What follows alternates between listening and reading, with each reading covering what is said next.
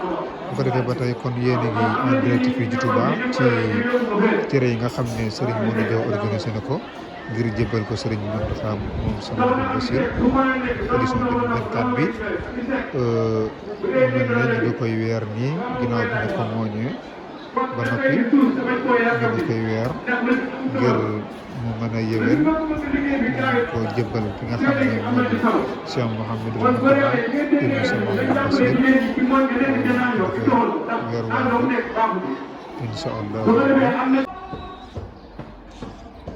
ba tey ngeen ànd ak Taif Mbacké TV ci cere yi nga xam ne Serigne Modou Diaw da koy addee si ñu toll ci wàllu weer cere ji ngir bu ñu noppee addee ko Serigne bi mu mel ne bëri yi ñu koy weer bëri na ndax cere ji moo bëri lool ba doon ay bërigoo ba tax na kër gi ñu njëkk a jugee ci bokk na ci kër yi nga xam ne dana fay weer waaye tamit ñu ñëwaat ci beneen bërëb fekkaat fi ay membre ay góor yàlla ay murit ñuy weer cere ji moom it noonu lañ koy toppee dem ci kër yi nga xam ne dañu fay weer yëpp rek muy li nga xam ne moom la sëñ Modou Diaw di defal sëñ Modou Mountakha bu ñu ko jugee nag bu ñu ko weeree ba noppi incha allah leen di ci xawaat lépp danañ wax